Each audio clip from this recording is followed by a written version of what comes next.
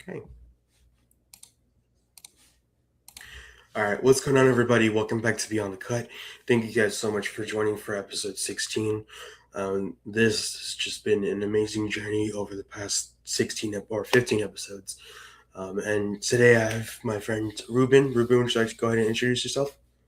Yep. Thank you so much, Jonathan, for this opportunity to join these conversations. I've been watching some of the past episodes, and I just want to say, first and foremost, you're doing an incredible job. So thank you for bringing all the stories, bringing the people's backgrounds and their history, and I'm enjoying every single episode so far.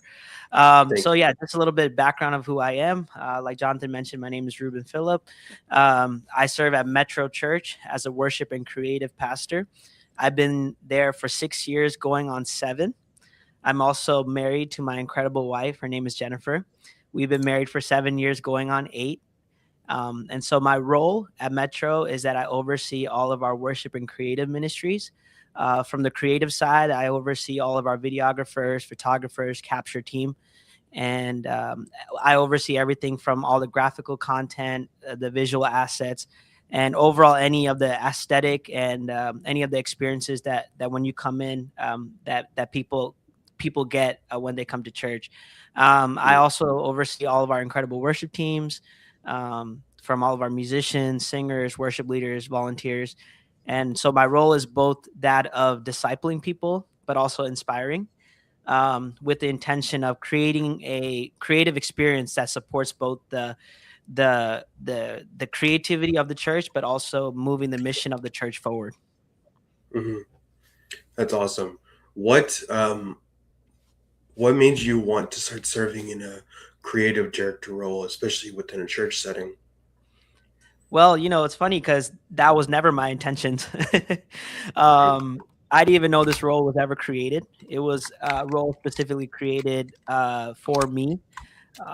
So some prior history before this was, my background is in marketing, digital marketing, and so I went to school for that. And right after I graduated, I worked for a really awesome company here in Dallas for about 6 months. And being in the corporate world, I think people's experiences are different, but mine was a little bit more harder. I felt like it was really cutthroat. Even friends that I had were doing things in the corporate world that I just didn't enjoy. And so there are certain things that you have to do to, get yourself, platform yourself a little bit. And I just couldn't do that. I don't know why. So also, I was just married at that time. So one thing I've asked my wife was, hey, can I leave my job? This job had the opportunity for more promotions, to get me ahead in my career. But I asked my wife, like, I just don't feel like this is what God is calling me to. And so I just left the job off a whim. And I had no plans after that. And so imagine being just married and you need some steady income and you don't have that. But with faith, I believe God will open up doors. And so before this job, I was going to school and I was what they call a music director at my school, and I served there for 2 years. So there will be a lot of pastors that come through our chapel services that would just come to our school, and I would get to know them. And a lot of them, like, I just build relationships with them. So right when I resigned from my job, one by one, I was getting all of these job opportunities, like pastors from Galveston, from San Antonio, from all parts of the United States asking, hey, and they didn't even know I left my job. They were just like, hey, we're looking for somebody to come work for us at our church. Yeah. And Yeah. so I didn't know what God was doing at that time. But at the same time, I was going to Metro Church as just a congregant. I was just attending. And I remember going to our senior pastor and asking him, hey, I've been getting these job offers. I don't know what decision I will make. I probably won't even go into ministry, but I just want you to know that these are the offers that are on the table. And then our pastors came back and told us that they are, hey, Jonathan, there's some feedback that I'm hearing as well. I don't know if, okay, it's gone. Um, Maybe not try. Okay, sorry. That's my fault. Yeah, no worries. So then our pastors were like, hey, don't make a decision. Before you make a decision, we want to offer you a job as a student pastor. And so keep in mind, I have no family that's in ministry. I have no history in ministry, but I felt the Holy Spirit leading me and was like, hey, you need to make a decision to continue. So I decided to work at Metro. This was about, again, 6 years ago. And so 3 years I served as a student pastor. And then now this next 3 to 4 years, I am currently in the role as a worship and creative pastor. So again, this Mm. role was never existed. Maybe in other church worlds, but especially in the South Indian churches, there's no role that's called creative pastor. So Yeah. people don't even still know what that is. That role is very ambiguous right now still. Yeah. But it's only until I show people what I do, when I show them the Mhm. videos that I create, the teams that we lead, the visuals that we create, the graphics we create, that's when people understand the value of it. And so now you'll start to see a lot more churches diving into that. But definitely this is a new role for me. And so combining both of those worlds, it wasn't something that I was ready for. But now I'm so excited to be able to be called a creative and worship pastor. It's been so fun. Yeah. Yeah, Yeah. that's awesome. Um, at least from the because you're also, in addition to being a creative director, it also sounds like you're a producer as well, where you're just kind of overseeing things. Um, when you are trying to do a higher production um, content for whatever promo you have going on, or for Easter, for Christmas, or something like that, um, do you only have people in the church helping you with that, or do you um, are there contractors, or how does that work? Yeah, so depending on the scale of the project, Hmm. I will collaborate with people. So that's one thing I love, is getting other people's ideas, and it only makes our projects better. And Yeah, so, depending on the scale of the project, we'll outsource it. I will kind of be in the creative director role, so I'm like moving pieces around and getting the yeah, the vision to the end product.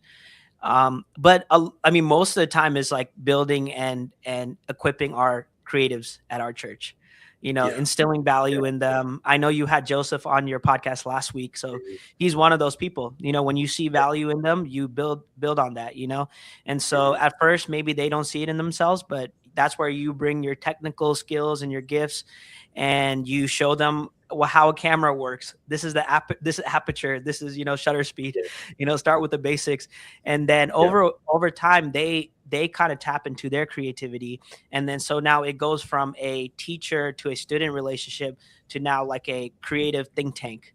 You yeah, bring all these guys into a room together and be like, hey, what's the idea that we want to execute? And most of the time you just trust them, and sometimes the things that they come up with are so much better than what you thought of or you could ever think of. So yeah, our church is kind of evolving in a space like that, where there's more creatives that I can lean on to get more projects done. yeah, Yeah. yeah.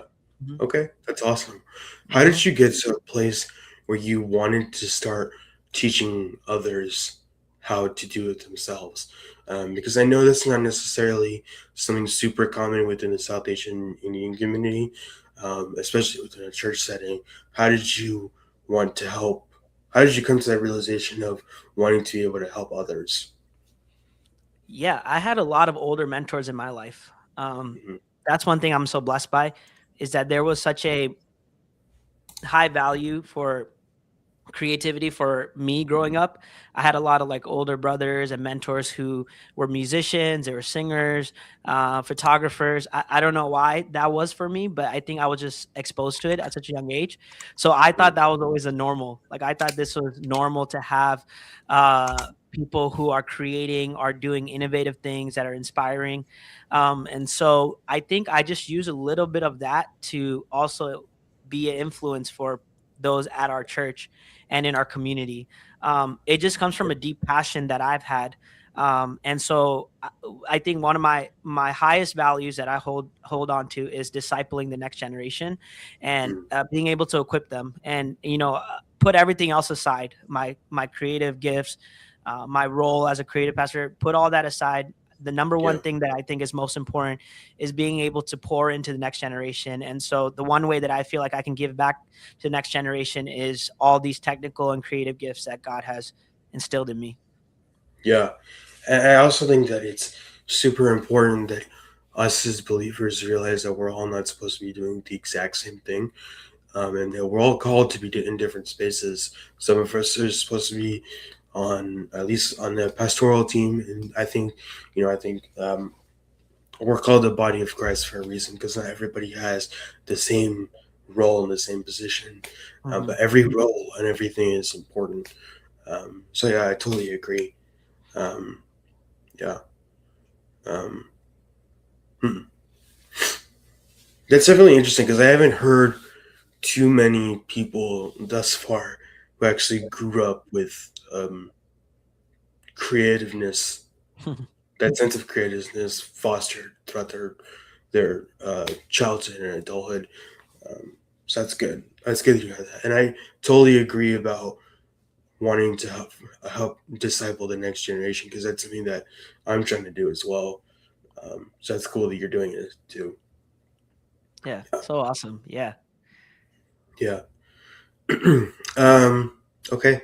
So, have you seen since you have stepped into this position? Have you seen things improve in quantity and quality since you've stepped into this position? And do you see yourself kind of like scaling even more?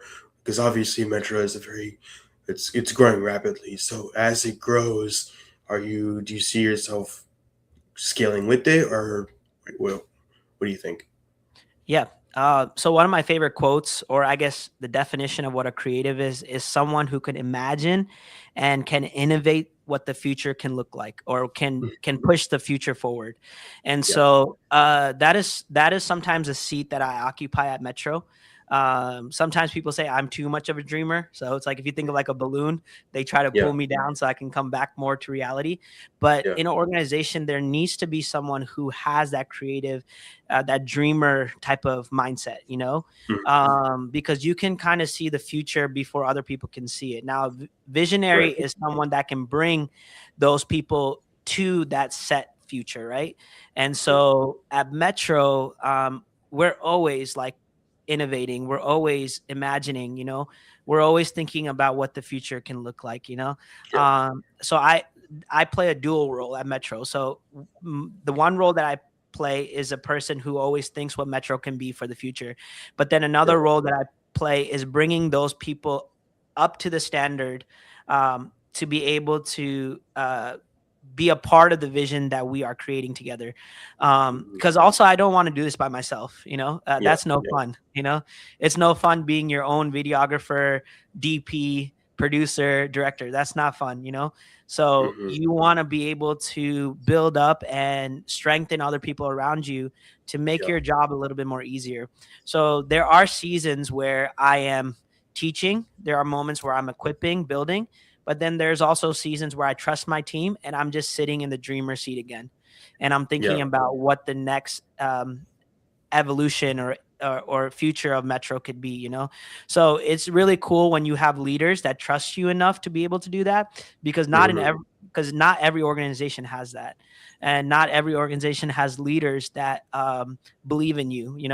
And so I'm just grateful for Metro that we have great leaders and people who say, we believe in you, we believe in your gifts, and we know that you can do the things that you're dreaming up and you're envisioning for the future.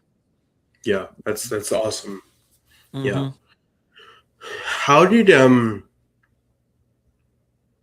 I guess because um on your LinkedIn you had I believe you graduated from, correct me if I'm wrong, from Hmm. seminary. Um, Yeah. how does that play into what you're doing right now Oh, in it's any? so important. Yeah, it's so important, Jonathan. I think, especially if you're serving in a church space, Mhm. if you are in any faith background that you have, um, like one part of who we are is the God-given gifts that he's given us to expand the gospel through our Mhm. creativity. Oftentimes, like we as creatives, and it's not always bad necessarily, I should say, that we do this, but we sometimes create because we want our stories to be platformed. We want our desires or our visions to be in the forefront. But how much more cooler is it when you can partner with God to be able to get his story Yeah. platformed and in the forefront, right? And so um, a lot of my background, I just graduated actually this past Saturday from Fuller. So I Congrats. just got done. But the biggest thing that I've learned is, so theology is a study of God, right? And Mhm. so one of the values, and if you read in Genesis 1:1, it says that God created, right? It's the first phrase that you read about. And so we know that God is the greatest creator, right? And so when we hear this phrase called imago Dei, that means that we are created in his image. That means we are wired to be creatives. Yeah. Um, that we don't just create just to create, but that's God's design for us, you know? And so when we have the creator of all creation inspiring us, imagine the things that we could do, right? If Right. he created the Right. heavens and the earth, the beautiful trees and all the animals, the various hues and the colors, could you imagine what we can create through that if we can tap Mhm. into the Holy Spirit, like you mentioned, and Yeah. through God's vision for us? There, the possibilities are endless. So Mhm. I saw this world, these two worlds coming together, my creative expression and the understanding of who God was, and bringing those two worlds together has been such a fun experience. Has been such a fun like relationship that I've developed that's much more deeper with God. And I encourage a lot of creatives to always give glory to God at the end of the day. I will never do anything that doesn't either equip people or doesn't Mhm. give glory to God. So Yeah. those are the two values that I hold on to, is does it equip people, and does it give glory to God? And Yeah. if even if one of them I don't have the right answer or God doesn't give me clarity on, I will never do it. So Mhm. I think it's really important for creatives to understand what they're doing and who they're Yeah. doing it for. Yeah. Absolutely. I Yeah. also think that there's so much beauty in when God gives us the inspiration to do something. I think that me and my friend, we've been going to a film festival. We went to one yesterday, and it's still Saturday, and just things that other people are making that are not faith based or anything like that. It's kind of disturbing, without like mincing any words. Um, no, I think the thing is with art, it's subjective. So if they think it's cool, then the creator will think it's cool. But from a believer's standpoint, a part of what I was watching was kind of disturbing to my spirit, and I'm just Hmm. like, I don't like that. And to me, the main reason as to why I feel like God called me to this space is because people need to be reminded that Jesus is the one who made all of this, and um, the people need to be reminded that there is still light, and that in the midst of a world filled with darkness, He is still the creator of all, and we should Hmm. still be pointing everything to Him. And to see things that are not doing that and kind of doing quite the opposite, it makes me sad because I wish that everybody knew that if you really fix your eyes upon Christ, I mean, how much if what you're making right now you think is cool, how much more if you actually were to just devote yourself to Christ. Um, Mm. and Yeah, so, I don't know where we got it wrong. I don't know where Christians stopped being creative, or Christians, I shouldn't say stopped, or couldn't be creative, or couldn't stop inspiring culture and impacting culture. yeah. I think that we have some of the most talented people. I think that some of the best musicians, creatives, videographers, photographers, film directors are still out there. They just Hmm. haven't been able to get the opportunities. And so I think our stories need to be shared more. Yeah. I think there's still so much more storytelling. We can do a separate podcast on just the storytelling aspect of creatives, right? And Yeah. so some of my favorite like series out there nowadays, because I love when you combine excellence with creativity. Hmm. And so like for example, Chosen. Yeah. Right. It has been an amazing series, and I don't think Chosen is only just for Christians. Like I feel like this can be shared for people who are not even believers, and they can watch it and say, man, the cinematography is amazing, the scripts, the storylines are awesome. And then Yeah. while they're watching all those excellent parts of the series, they're also getting the gospel. They're getting the Right. message of who Jesus is through that. Yeah. Another one is the story of David, Yeah. the cinematic story. And it's so cool, dude, like to see Goliath and David, but it's not like the cute Sunday school stories that we read, but it's very gory. It looks Yeah. very like epic and very cinematic. And so that's what the Bible is. And so there are still people out there, like filmmakers out there, that will have the ability to continue to share some of these amazing stories and be able to connect faith through the experience of awesome filmmaking. Yeah.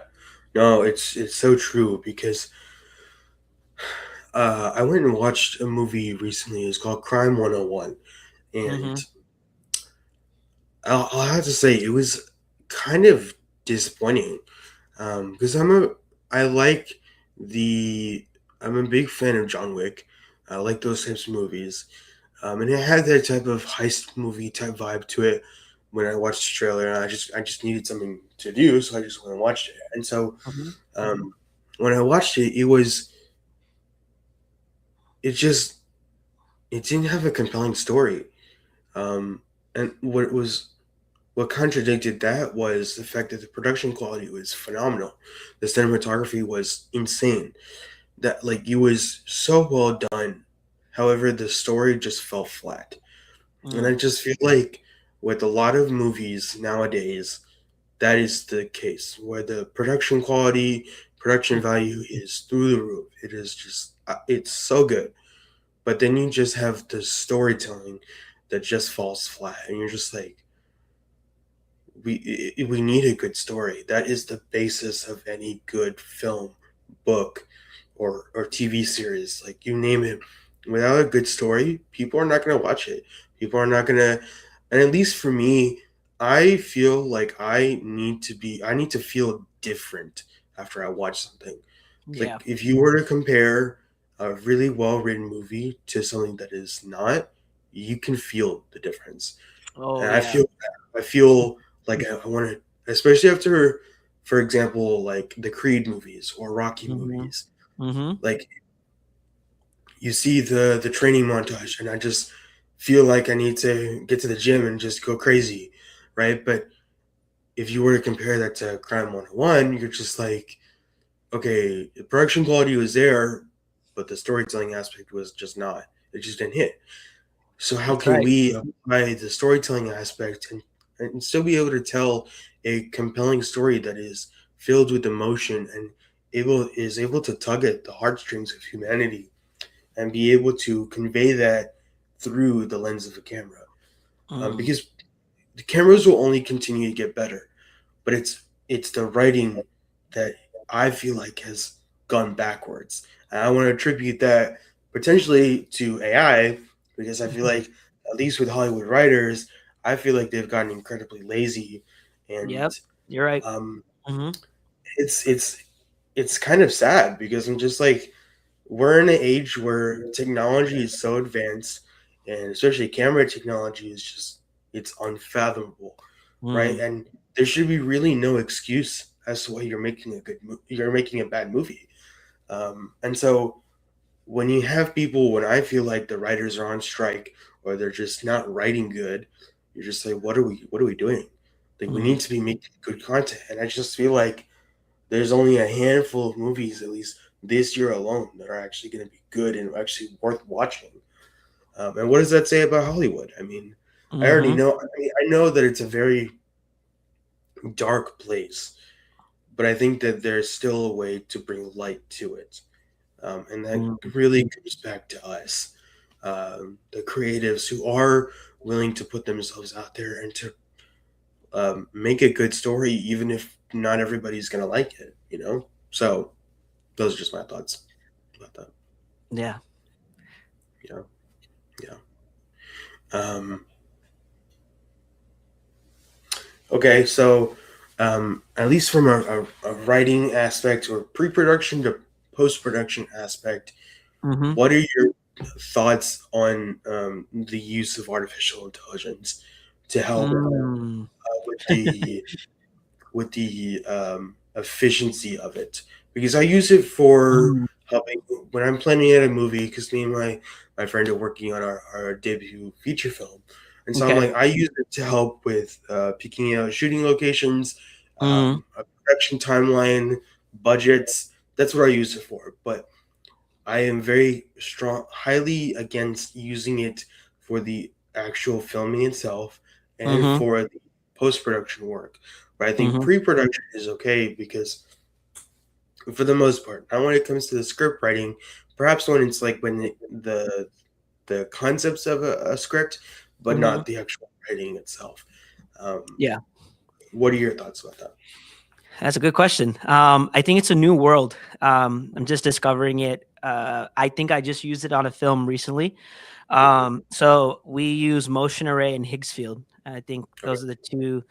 Um, to your point, yes, 90% of it was pre-production.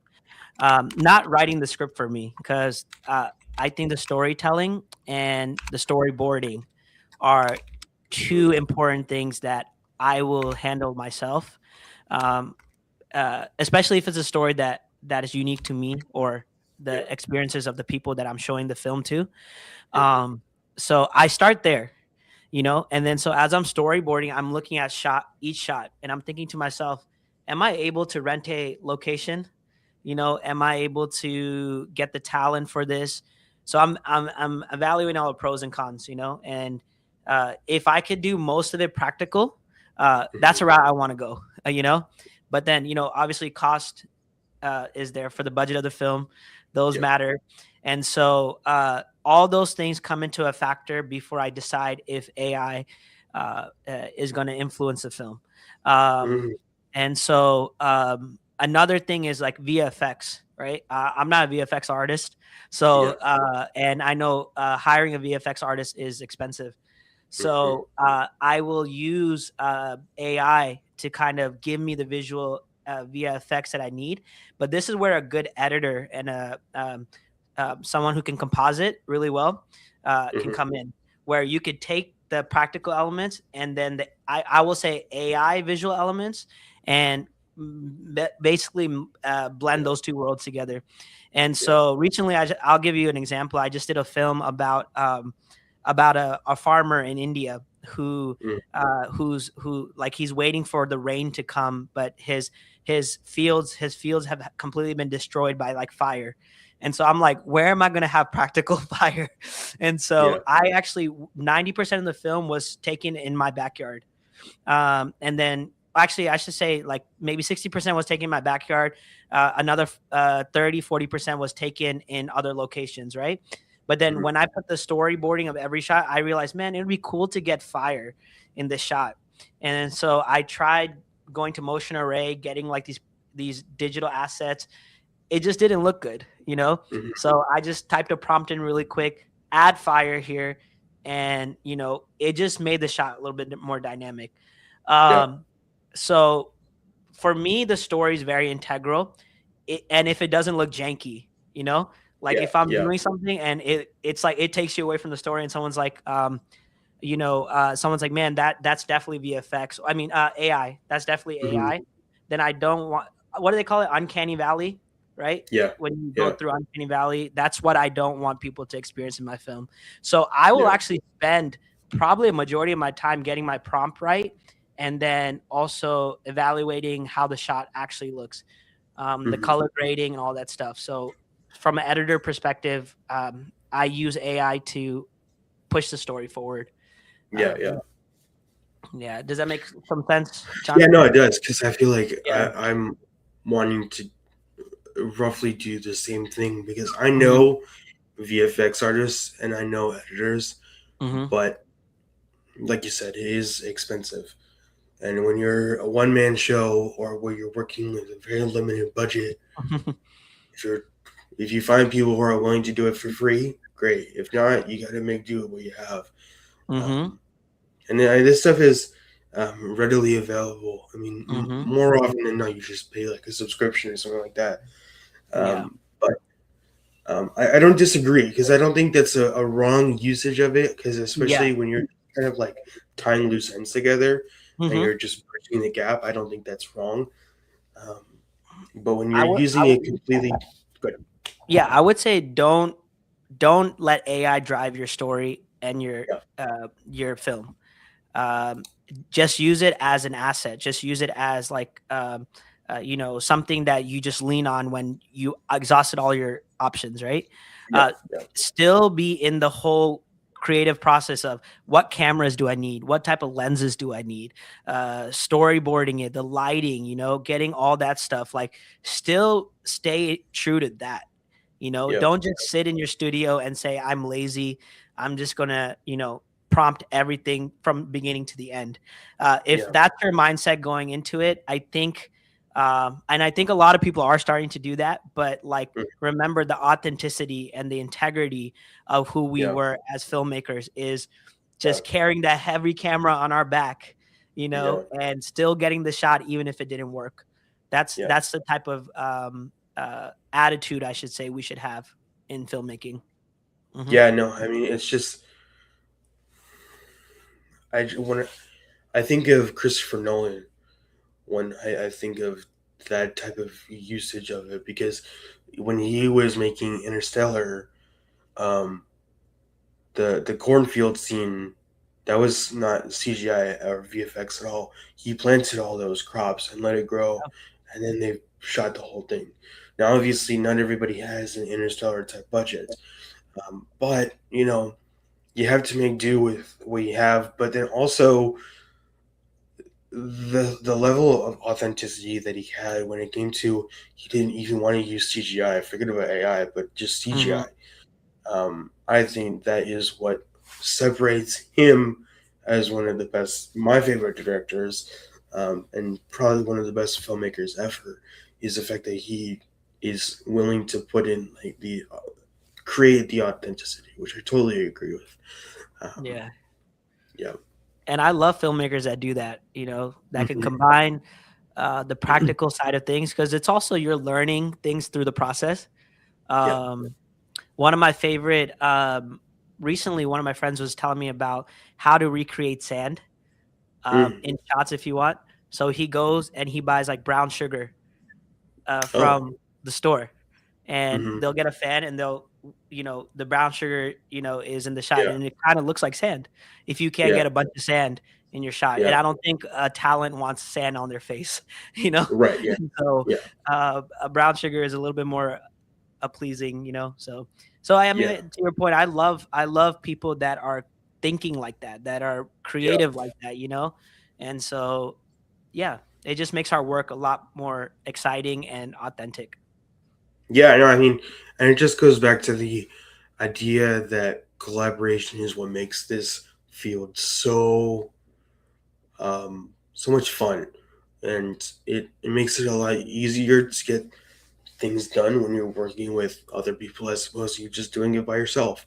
And it's so much better knowing that you have a team with you and you can bounce ideas off of each other until you figure it out. But you don't have to have it perfect. Um, Nothing is going to be perfect, but Yeah. as long as you have other people to bounce ideas off of, I think you're much better off doing it with other people and people that you trust than doing it completely on your own. Because I think if I was making a film completely by myself, I think I would hit a hit a brick wall every now and then and just not know where to turn and probably just give up. But because I've surrounded myself with other people who are very talented and very skilled at what they do, that's Mm, what makes this this aspect of my life just so enjoyable. Um, that's yeah, awesome. yeah, So great. Yeah. yeah. So I guess from a going back a little bit to the church aspect of things, Hmm. um, how do you, I guess, storyboard and figure out what type of content needs to come out for your church on Hmm. like a month to month basis or annual basis? Because obviously it depends on the series that you're doing, the messages that are taught. if there's a specific theme or anything like that. Like, how do you come up with those types of ideas? How do you execute those? Yeah. Okay. Um, a lot of times I'm listening to my leaders, my pastors. I'm listening to the community. I got Mm-hmm. my ears to the ground, and I'm trying to figure out ways where I can encourage our community while creating something very visually dynamic, especially if you're talking about film and storytelling. Usually the story has to have a gospel message in it. Actually, not. It has to always have a gospel message in it, Yeah. and that's one thing that I try to intertwine anytime I'm telling a story. So I think there's like three types of stories: is your own story, Mm-hmm. is the story of your church, and then the story of the people in your church. And Okay. so it can always change, right? So when I was making that film about the farmer Mm-hmm. during a time of losing all of his crops and his harvest time, that was probably more of a story that I wanted to tell, Mm-hmm. but I had to first get permission from my leaders and my pastors just to make sure it is a story that can connect with everybody else in our church, right? And so once Yeah. they said, "Man, this is an awesome story. Go ahead. Like have fun with it. Like go rent the cameras and the gear you need." And so that's one way. The second is the stories of the church. Like, what's the mission of the church? Like recently, we just launched a campus in Frisco. So Mm-hmm. getting like stories from like their launch and the people in there, how the church came about. And so you'll identify different stories within the church that just brings encouragement to people. So I had to always find creative ways of doing that. So highlighting ministries, highlighting stories of pastors in our church or congregants in our church, So that's one way. And Yeah. then the last one is like that stories that people in our church want to tell. And sometimes when you have conversations, you discover some of the most impactful um, stories that you will tell, or the most impactful scripts that you'll have are the testimonies that people are living. And so Right. I try to be as much on the ground hearing people. And so I would connect with someone who went through a cancer diagnosis and Mm-hmm. they just had a rough time, but then God brought them through. Or like you'll hear very unique stories like this. And we have this thing called Stories of Generations, and where we highlight different people from different age groups. And we make it's kind of like a testimony type of video with some B-roll, and we will just tell their story. Whether you're young or you're old, everyone gets a opportunity for their story to be told in the church. Right. And so honestly, you if someone asked me like what's the projects that you're most proud of, it's not the big budget films or the VFX ones, or that. It's actually the stories that I get to tell about the people in our church, Mm-hmm. because it encourages me. It encourages my faith so much when I'm just sitting there behind the camera and I'm hearing the stories and I'm hearing the life of the church. But then I know how much more of an impact it makes to the people that are hearing these stories in our church. So I Yeah. think those are probably the three pillars that I think are so important as you're That's creating. great. Yeah. Yeah, because I think it's all about figuring out who your target audience is Mm-hmm. and making something that you know that they're gonna watch. Um, yeah, me and my friend, we just wrapped on a short film a few months ago, um, that we entered into the Dallas International Film Festival and the Austin Film Festival, and so Oh, awesome. um, yeah, yeah. So one of the film festivals that we entered into, we ended up going to, and it's this weekend right now. Mm-hmm. Um, so we've been going to. I personally, as the executive producer of that film, I just wanted to basically learn from our mistakes, because we made a lot of mistakes.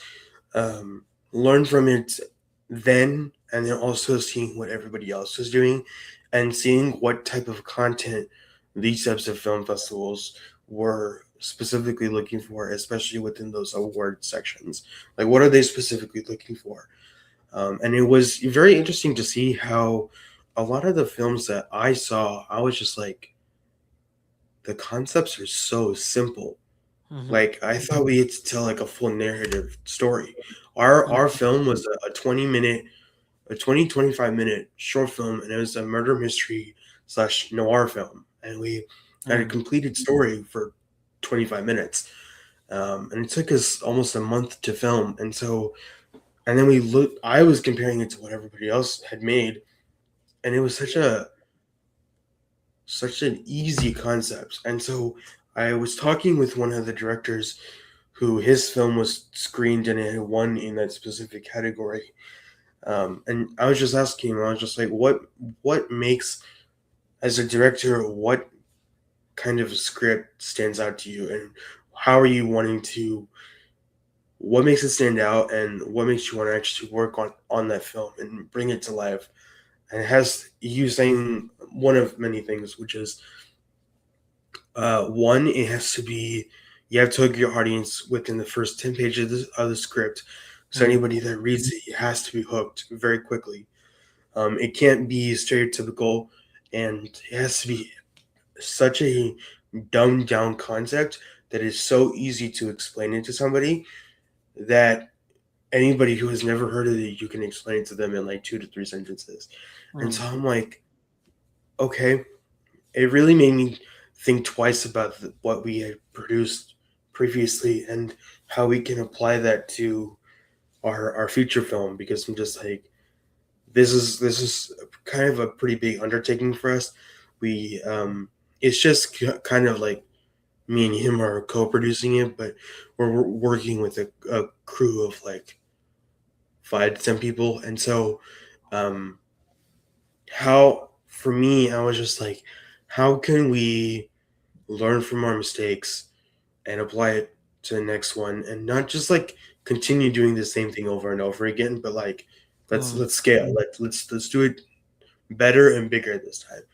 um, and to learn from other people who are successful at it is is everything that I've been trying to do for the past 3 years of being in college, of just learning from other filmmakers and other professors. They're just like, what did you do and what worked for you, and this is what I'm doing. Tell me what I'm doing wrong and how can I improve myself, because I don't ever want to be the same person I was yesterday.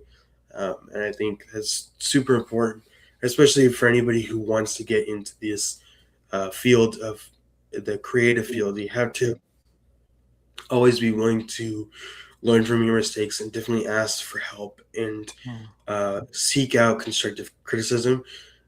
You're not going to like it. You're not going to want to hear it. But when you do, and if you're receptive of it, you're not just closed off, then it's a lot easier to apply that criticism and feedback to your future projects than immediately shutting it down. So it's been an interesting experience, and me and him are hopefully planning on going to the Austin Film Festival in October, which is it's I believe it's the biggest film festival here in Texas. So I'm Wow. excited for that. Um, Man, I gotta we come with enjoy. you to these. I gotta come with you to these film festivals. I've never You been. should. Yeah, yeah. Yeah, you should. Sounds like a lot of Yeah, fun.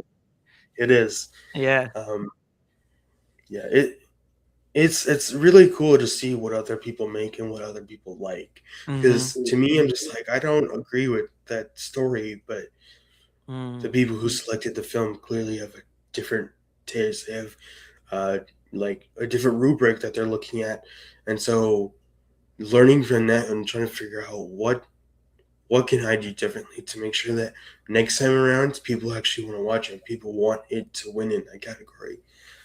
Because from there it's like, how how can we continue to elevate, and if somebody at least at a bigger film festival notices your film, um, Mhm. they could potentially want to pick it up and actually produce it, as Wow. opposed to a smaller production, but take it to the next level and what that would look like. So Mm. I'm all that's really, I give all credit to my friend because he's the one that gave me the idea to do it. I'm just like, dude, honestly, I think that's a great idea because I made a lot of good connections while still in school, Mhm. and I was like, I got 1 year left, but um, he gave me the idea, and I'm just like, you know what, that's a really good idea. Let's go ahead and do that.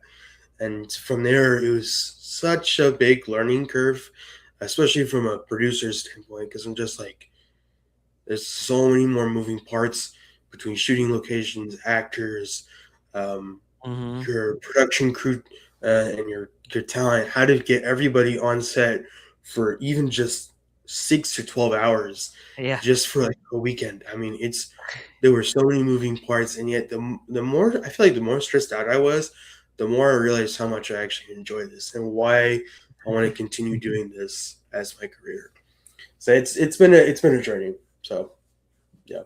Man, you're inspiring me. I love hearing how involved you are and how passionate you are. I mean, it's so cool.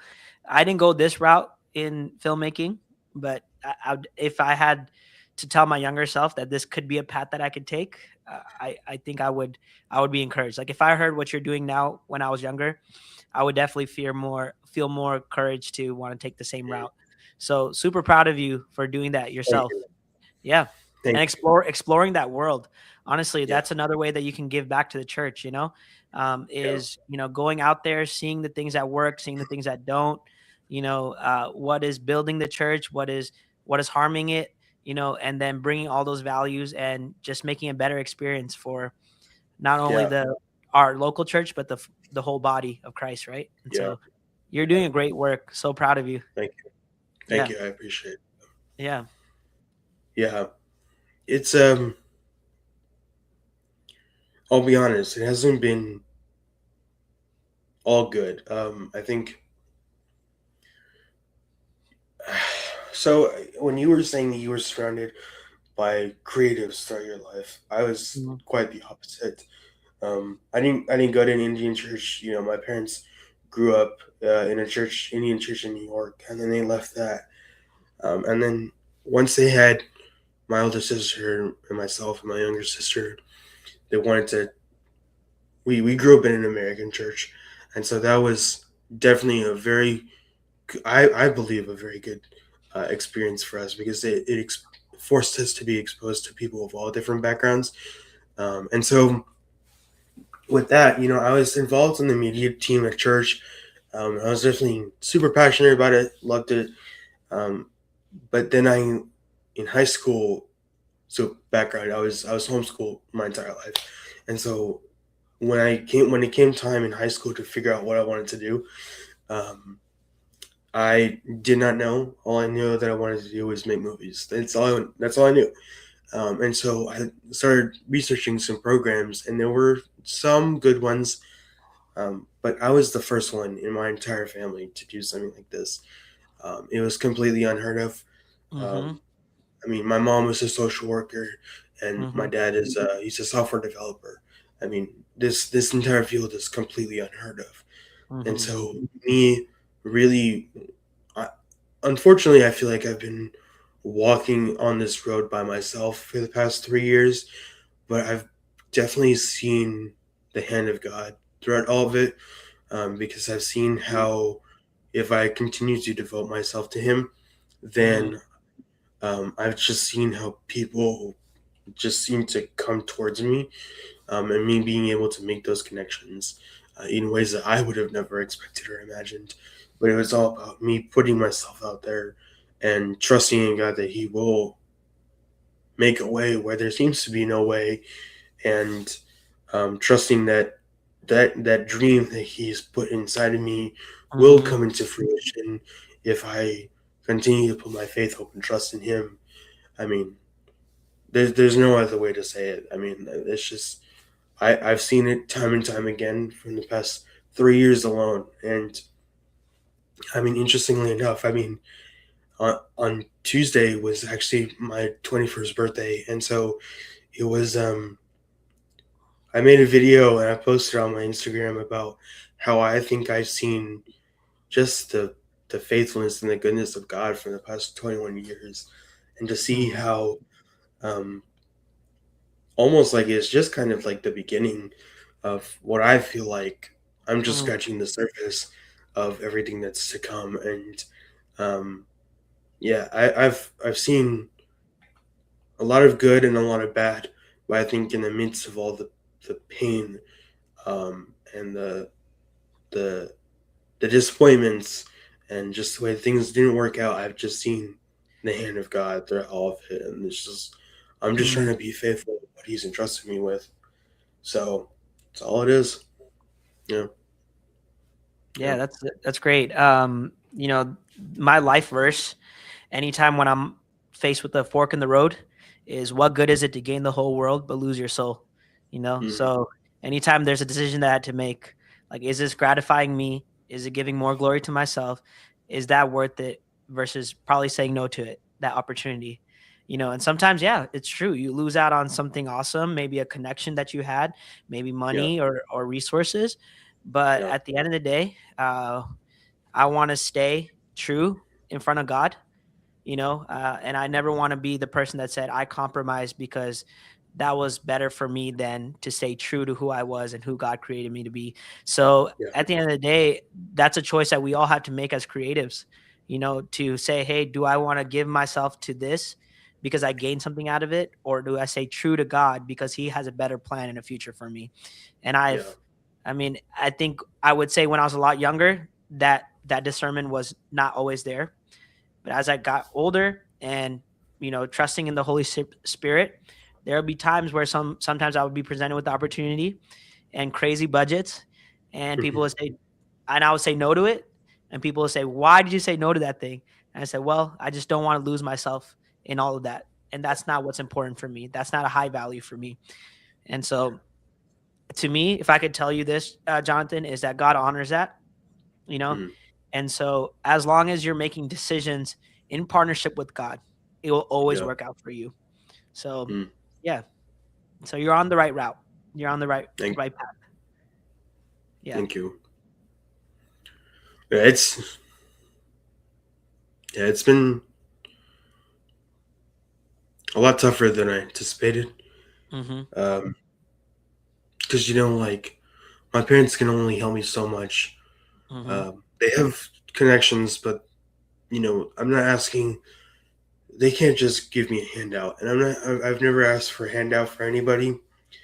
Um, I feel like there's a lot of honor in doing it yourself, or Mhm.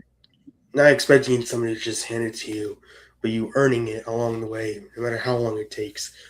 And so doing it like this, really just trying my best to devote myself to the Lord, and trusting that He called me like this into this path to bring light to darkness, Mhm. and bring uh, unbelievers and people that are far from Christ to Him, um, has been my driving. Like it's been my motivation, because I'm just like I'm walking around my campus, and I'm just like I've seen not all believers, and I'm Mhm. just like I really wish that people knew the joy that I experience because of the fact that I walk with Christ. I wish everybody had the opportunity to, and I hope Mhm. that God continues to give each of us the boldness to um, declare and proclaim His word and the gospel in the midst of persecution and um, that feeling of being afraid. I think he, like you said, he honors that, Mhm. and I truly want people to experience the same level of joy that I feel like I've experienced in the past 21 years, um, Mhm. and in some capacity, knowing that everything has a purpose, and you were not here on accident, and God has a greater purpose and a greater calling for you.